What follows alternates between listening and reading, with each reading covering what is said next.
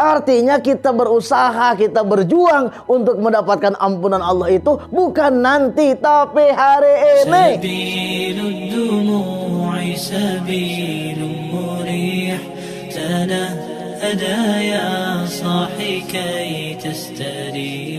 Allahu Rabbi wal Islamu dini wa Muhammadan Rasulullah. Assalamualaikum warahmatullahi wabarakatuh. Waalaikumsalam warahmatullahi wabarakatuh. Selamat datang di channel Asep Anom TV persembahan kawin kajian wargi anihaya. Tentu senang sekali kita. Apa kabar semuanya? Bahagia hari ini? Yes. Jag belejag. Asik, mantap. Sudah ada di samping kita Ustadz Asep Anom AA. Pada kesempatan perjumpaan kita kali ini akan membahas tentang syarat syahnya sholat. Silahkan AA. Baik. Assalamualaikum warahmatullahi wabarakatuh. Alhamdulillah, salatu wassalamu ala rasulillah sayyidina Muhammadin ibn Abdullah wa ala alihi wa sahbihi wa mawalah ba'd. Warga anihaya bahagia semua? Yes. Jag belejag. Garajag. Mantap. Syarat sah sholat. Kenapa kita harus belajar syarat sah sholat? Jangan sampai kita sholat tapi sholatnya tidak sah. Minimal sah aja dulu. Yang kedua, diterima tentunya oleh Allah ya. Insyaallah. Apakah yang sholatnya tidak sah diterima Allah? Jelas tidak. Yang sah saja belum tentu diterima, apalagi yang tidak sah. Makanya kita kaji saat ini syarat sah sholat. Banyak. Ada 6 ya? 6. Pertama, toharatul a'dha minal hadas. Bersih anggota tubuh kita, badan kita dari hadas. Hadas itu ada 2, ada hadas besar, ada hadas kecil. Hadas besar bisa hilang dengan mandi, disebut mandi wajib. Hadas kecil bisa hilang dengan wudu. Nah, jadi kalau kita mau sholat, lihat dulu diri kita punya hadas apa. Kalau punya hadas besar, habis hubungan suami istri, maka wajib mandi. Kalau punya hadas kecil, berarti wajib wudu. Tidak punya hadas, baik besar atau kecil, tidak usah wudu. Alhamdulillah. Ini berdasarkan ayat Al-Quran Surah Al-Maidah ayat 6. Ya ayyuhalladzina amanu idza qumtum ila sholati faghsilu wujuhakum wa aydiyakum ilal marafiqi wamsahu biru'usikum wa arjulakum ilal ka'bain. Wahai orang yang beriman, jika kalian mau sholat, maka basuhlah wajah, basuhlah tangan sampai sikut, kemudian usaplah kepala. Kalau kepala diusap, yang kemudian basuhlah kedua kaki sampai kedua mata kaki. Itu maksudnya apa? Wudu. Jadi kalau mau sholat kudu wudu. Kalau mau sholat harus wudu. Wa in kuntum junuban, apabila kamu sedang junub itu apa? Hadas besar. Fatahharu, maka mandilah. Gitu. Itu yang pertama. Yang kedua, wan najasi, suci dari najis. Apanya yang suci dari najis? 1, badan kita. Yang kedua, pakaian kita. Yang ketiga, tempat sholat. Badan, pakaian, dan tempat sholat. Misalnya wargi ya, habis wudu mau masuk masjid, tiba-tiba di teras aya tai kotor. Ada kotoran ayam keinjak. Wudunya batal apa tidak? Wudunya batal tidak? Tidak. Najis. Wudunya tidak batal. Hanya tidak boleh sholat. Kenapa? Karena ada najis. Tuh. Artinya cuci dulu kakinya, wudu lagi jangan. Nggak usah, dah wudu nama tidak batal. Habis cuci kaki langsung masuk masjid dulu. baru sholat. Sholat di luar jeung hayam. Lagi sholat kita, lagi sholat. Allahu Akbar. Bismillahirrahmanirrahim. Baik, ada yang jatuh ke hidung. Hah? Tai cacak. Bisa jadi. Apa? Kotoran cicak. Bisa jadi. Tai cicak. Kena sini set. Dari Bagaimana? Digini terus dia. Bagaimana? Kalau tai cecaknya kering, digelengkan gini bisa hilang. Basah. Maka kalau basah berarti badan kita kena najis. Batal apanya? Sholatnya batal karena ada najis. Apa yang harus dilakukan? Wudu lagi? Tidak, karena wudunya tidak batal. Yang harus kita lakukan adalah basuh hidungnya biar najisnya hilang. Setelah itu apa lagi? Sholat lagi, diulang lagi. Kalau lagi sholat kan tiba-tiba nyamuk ada darahnya. Nah, lagi sholat ada nyamuk. Nyamuknya di mana? Di hidung apa di pipi? Oh, di tangan. Nyamuk di sini. Langsung dipukul. Wah, Ada darah. ada darahnya. Najiskah itu? Darah itu najis. Darah najis. Tapi karena sedikit dimaafkan. Oh, darah nyamuk. Kecuali kalau 2 mr. Muncrat. Itu baru. Ini kan darahnya sedikit. Kalau sedikit dimaafkan. Jadi ada darah yang dimaafkan kalau sedikit. Atau kita misalnya digaruk, ini ada yang gatal, ces, keluar darah, cuman sedikit, tidak apa-apa. Tapi kalau banyak, maka itu batal. Batal apanya? Sholatnya. Kenapa sholatnya batal? Karena ada najis. Wudunya batal tidak? Mantap. Kemudian selanjutnya yang ketiga, wasatrul aurati. Syarat sah sholat itu adalah nutup aurat. Jadi sholat itu auratnya harus aurat laki-laki beda sama aurat perempuan. Kalau aurat laki-laki, nih aurat laki-laki, ma baina surati warukbati, sesuatu yang ada antara pusat dan lutut. Jadi dari sini ke sini aurat laki-laki, dari sini ke sini tidak, dari sini ke sini tidak. Jadi laki-laki kalau misalnya dia sholat, ya, dia cuman pakai sarung atau pakai kolor sampai sini, sah sholatnya tidak? Sah sholatnya tidak? Sah karena auratnya tertutup. Ngantu sopan. Dibuligir teuing. Teu sopan. Masa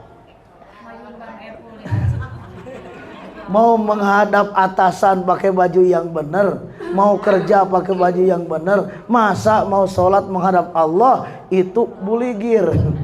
Nauzubillahi min dzalik. Tuh aurat laki-laki. Kalau perempuan, jami'u badaniha masi wal wajhi wal khafain, seluruh tubuh kecuali muka dan telapak tangan.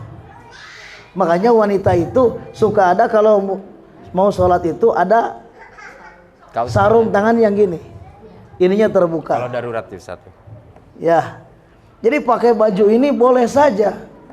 Tapi yang lebih mantap itu pakai mukena. Kenapa? Lebih syar'i, longgar. Sebab kalau pakai baju kadang-kadang ngetat. Kalau ngetat nyitak, nah itu tidak sah. Kenapa? Karena ngalepet. Ngalepet. Berbentuk. Nah, berbentuk maksudnya. Harus yang longgar. Harus yang Longgar. Satu, nutup aurat. Dua, longgar. Yang ketiga, tidak transparan. Kalau transparan sama aja auratnya terbuka, maka sholatnya tidak sah. Eta tukang akan bingung. Iya naon itu disidik-sidiknya. Tuh, jelas Bu. Jadi yang selanjutnya adalah nutup Aurat. Nutup auratnya bagaimana? Bilibasin tohirin, dengan pakaian yang bersih.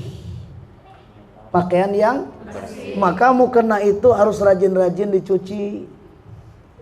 Kalau baju pesta rajin dicuci, mukena 5 tahun tadi cuci. Itu ah. Hah? Anta tak gitu anta. Itu ah geuleuh.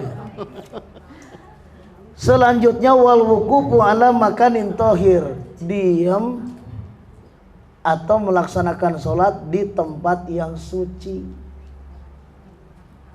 Jadi sholatnya di tempat yang Suci. tidak boleh sholat di tempat yang ada najisnya.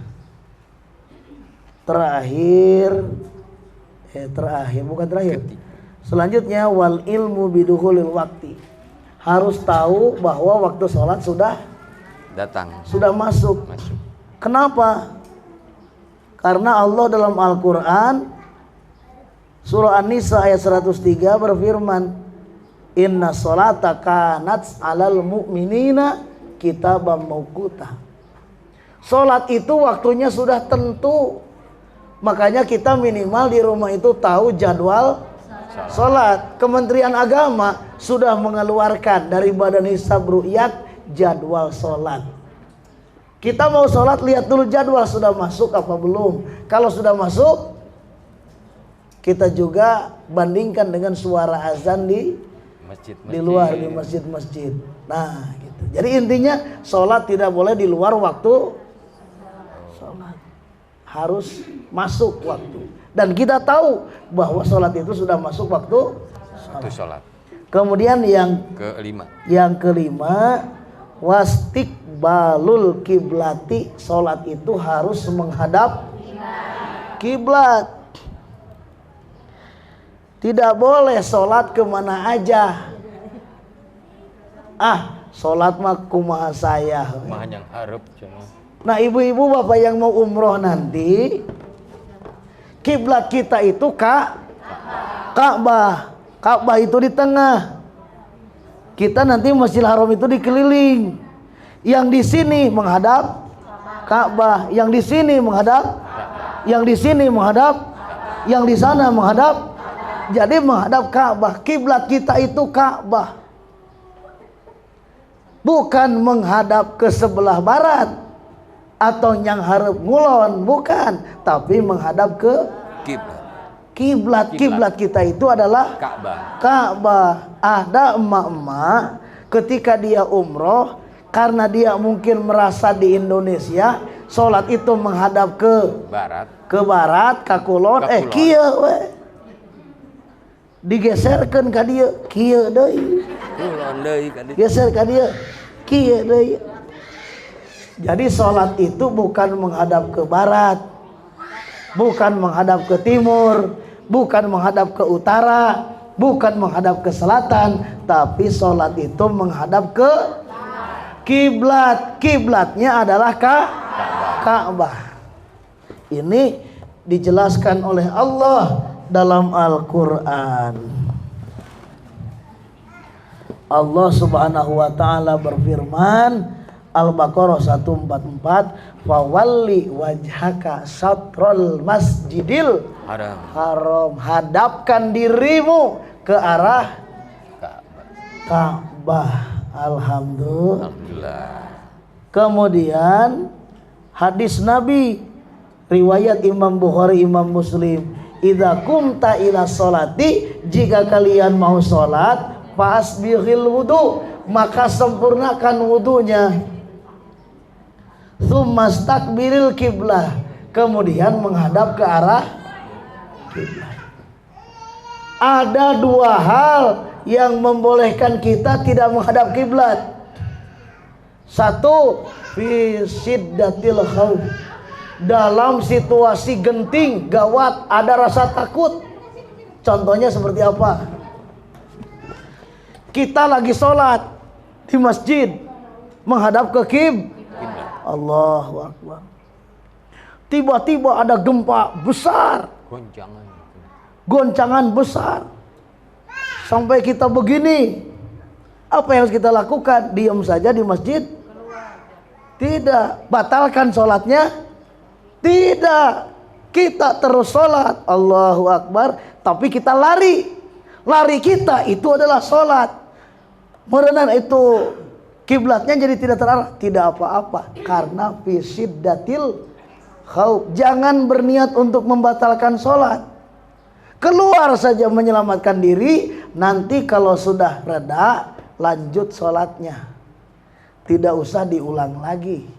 Itulah ketika situasi syiddatil khauf, maka kita boleh untuk tidak menghadap kiblat.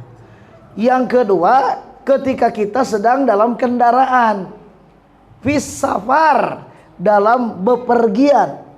Ini dicontohkan oleh Nabi. Nabi sholat di atas kendaraan ketika beliau sedang Jadi nanti kalau misalnya yang jamaah umroh ya, di pesawat sholat bisa. Bagaimana menghadap arah kiblatnya? Kan kiblatnya di sana, sementara pesawat menghadap ke sana. Kata Nabi, sholatlah dengan menghadap bagaimana arah laju kendaraan. Jadi kalau kendaraan ke sana, kita sholatnya ke sana. Tentu sholatnya tidak berdiri, tapi sambil duduk. Di mana? Di kursi kendaraan. Di kursi kendaraan. Kalau sholatnya berdiri, nanti rukunya begini, nanti direm jadi gitu tah. Jatuh kitanya. Ini duduk saja, duduk. Allah, Sami Allah, Allah. Gitu aja. Sudah terbiasa kita dengan sholat sambil duduk ya. Kalau kita mau menjaga waktu kita mau menjaga awal waktu dalam sholat, kita bisa sholat dalam kendaraan. Nah itu ya. Alhamdulillahirabbil alamin. Jadi boleh tidak menghadap ke kiblat karena darurat. Satu, fi syiddatil khauf. Yang kedua dalam kendaraan. Ya Bang, demikian. Ya, demikian tentang kajian kita adalah syarat sahnya sholat. Agar kita betul-betul kita khusyuk, tapi kadang-kadang kita masih sudah memenuhi syarat belum. Alhamdulillah, terima kasih Ustadz. Barangkali ada yang bertanya untuk kajian kita kali ini, silakan sebut nama dan juga langsung. Oke, tapi sebelumnya bahagia hari ini? Yes. Jak belejak? Ada yang bertanya mana? Oh, ada Mama Iwan. Ya, silakan. Bu Nani. Bu Nani. Ya.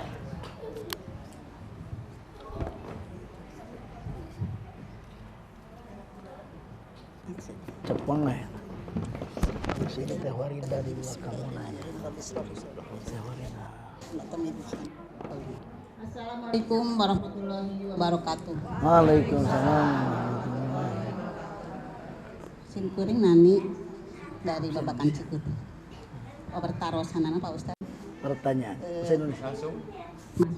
Bahasa Indonesia. Saya Nani dari Babakan Cikutra. Mau bertanya Pak Ustaz. Misalnya kalau mau sholat duhur kan suka ada suka ada suratnya. Nah itu yang dibaca itu syaratnya sholat ini wajib gitu. Jadi dari dalam hati ini kan baru sholat sunat, tapi kok wajib yang dibaca. Gimana itu, atau harus diteruskan atau dibatalkan sholat sunat dulu? Nah gitu Bu Ustaz. Ya udah segitu. Oke. Mau sholat sunat. Baik, terima kasih Bu Nani. Assalamualaikum warahmatullahi wabarakatuh. Waalaikumsalam. Kanci Putra bahagia hari ini? Yes. Jak belejak? Baik. Bu ya, membaca surat dalam sholat itu hukumnya sunat. Hukumnya sunatnya juga sunat hayat. Sunat baik dalam sholat fardu ataupun sholat sunat. Sunat hayat itu kalau ditinggalkan, lupa misalnya tidak baca surat, maka sholatnya tetap sah dan kita tidak usah mengganti dengan sujud sahwi. Jadi sekali lagi, status membaca surat dalam sholat itu hukumnya sunat abad. Ini dalam sholat ya. Itu pertanyaannya segitu. atau kurang jelas? Mau sholat sunat, Heeh. yang dibaca sholat wajib. Oh, mau Niatnya. niat. Oh, niat. Sholat wajib, ini juga mau sholat belum, sholat duhur itu ya. Kan harus sunat dulu. Oh, niat. Salah niat. Wajib, ya masalah niat itu harus dituliskan apa? Harus diulangi lagi. Mau sholat sunat, tapi niatnya sholat wajib. Pertanyaannya, apa yang dilakukan? Apa lanjut sholat dengan melaksanakan sholat wajib atau dibatalkan karena niat mau melaksanakan sholat sunat?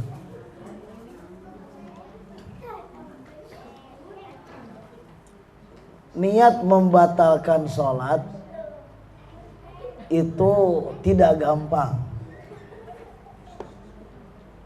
Tapi karena kita awalnya juga salah niat, Ragu. niat di dalam hatinya tadinya mau sunat, ai diucapkan wajib. Yang berlaku itu yang di hati. Sebab niat itu tempatnya di niat itu adalah qasdus syai'in muqtaronan bi fi'li wa mahalluha fil qalbi. Niat itu adalah niat kita melakukan sesuatu bari prak. Itu niat. Tapi niat itu tempatnya di dalam Kalbu, hati. Karena ibu tadi ngucapkannya fardu padahal niatnya mau sholat sunat dalam hati, sebetulnya yang berlaku itu yang di dalam hati. Yang sunat ya Ustaz ya? Da dengan lisan mah kita mah itu mah sunat mengucapkan mah ya. Demikian. Jadi batalkan saja. Diulang lagi niatnya, hatinya niat sholat sunnah. Baik. Baik, terima kasih.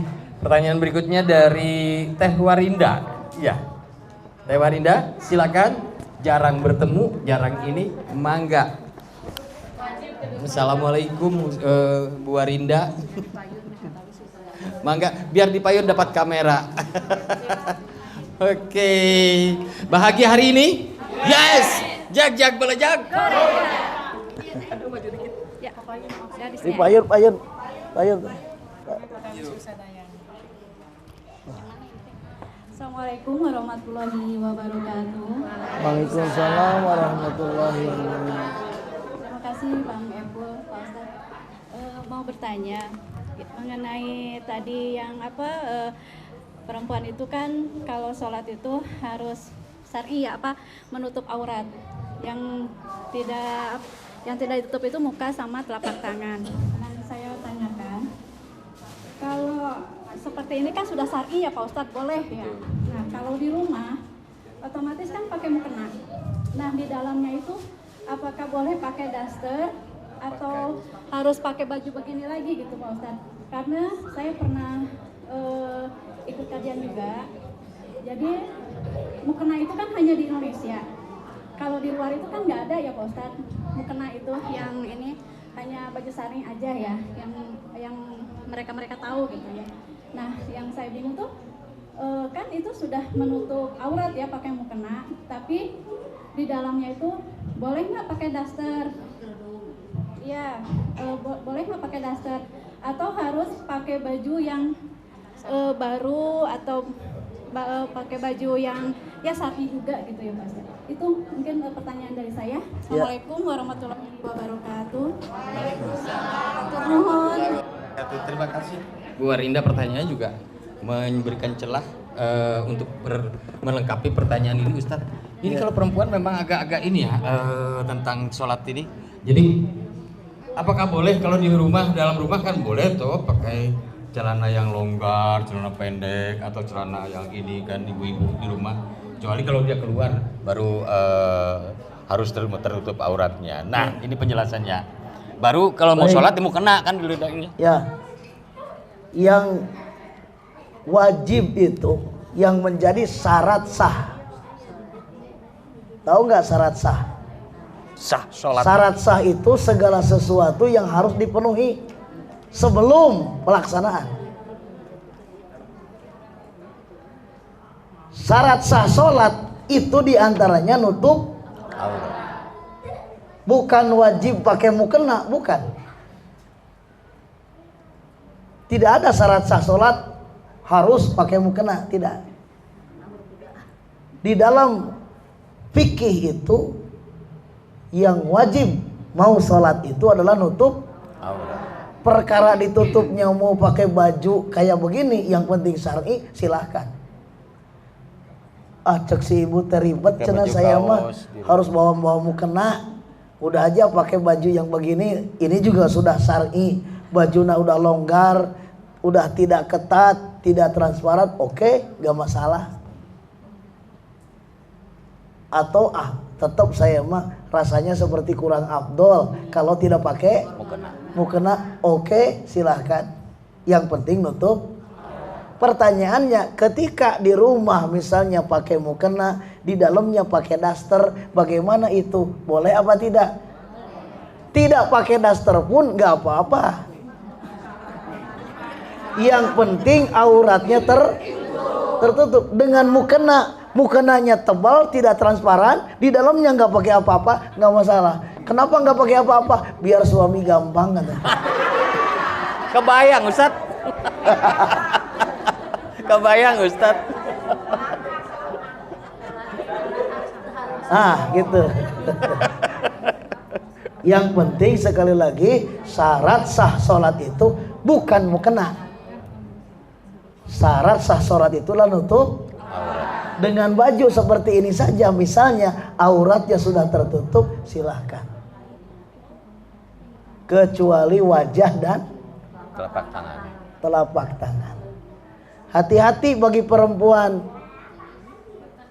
Nanti kalau misalnya pakai baju cuman segini, harus dilengkapi dengan manset. Sebab kalau cuman begitu saja, kalau ininya begini, nanti turun terbuka auratnya, tidak sah salatnya. Jelas Ibu? Taji, alhamdulillah. Masih ada? Masih ada 2 Bu Nani, pertanyaan satu lagi. mungkin di off air nanti. Baik. Iya. Ada lagi pertanyaan berikutnya dari Ibu Nani, betul? Oh ini yang duluan tadi. Oh, yang mana? Bisnis. Ibu Wisnisa. Adiknya Bu Nani. Ibu Nanti, Sekali lagi biar semarak. Pagi hari ini. Jak-jak melejak.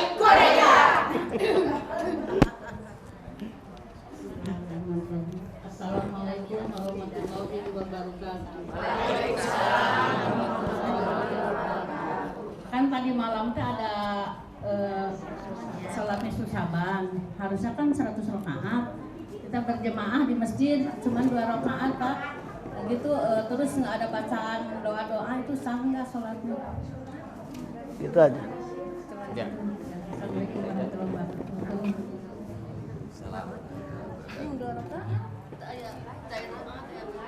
Terima kasih. Ini di luar bahasan. Di luar bahasan, tapi nggak apa-apa kita jawab. Tadi malam adalah nisfu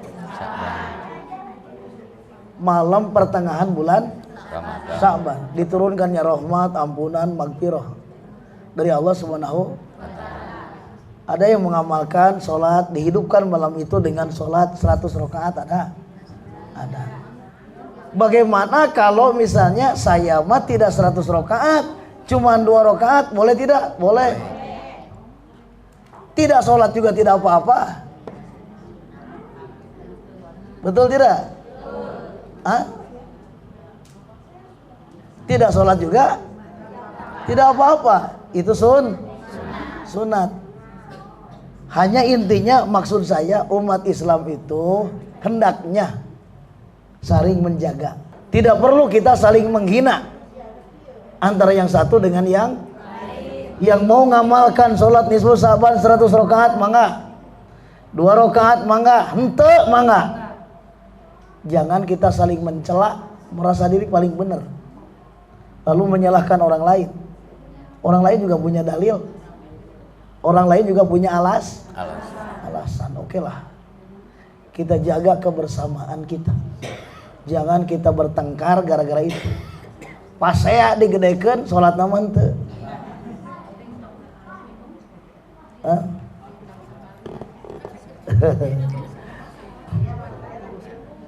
Inti nama saling menjaga we gitu lah. Inti nama saling menjaga. Yang melaksanakan sholat jangan merasa paling hebat. Yang tidak melaksanakan sholat jangan menghina yang sholat. Allah meresepkan sholat. Posisi yang paling disukai oleh Allah itu adalah ketika sujud. Ketika sujud. Ai sholat ai sujudan. Ada. Allah teh suka. Resep kepada yang sujud. Makanya kita sujud syukur itu Ustaz ya. Baik, gitu kalau aja kita ya. Dalam kebahagiaan. Gitu aja. Mudah-mudahan berkah, bahagia semua. Yes. Jag belejag. Udah aja tutup. Oke, itu tadi tentang syarat sah sholat. Kajian kita di kesempatan pertemuan kali ini. Kesimpulannya Ustaz mungkin akan bisa disimpulkan tentang syarat sahnya sholat ini. Ya, kesimpulannya sholat kita perhatikan syarat sahnya. Sebab dengan memperhatikan syarat sah sholat, insya Allah sholat kita bakal sah. Tapi jangan dulu jumawa, sebab yang sah belum tentu diterima. Kalau mau diterima nanti ada syarat-syarat yang lain. Terima kasih, bahagia semua. Yes. Jag belejag. Baik, demikian kebersamaan dan perjumpaan kita kali ini di Kawin Kajian Wargi Anihaya. Terima kasih, mudah-mudahan bermanfaat. Wassalamualaikum warahmatullahi wabarakatuh.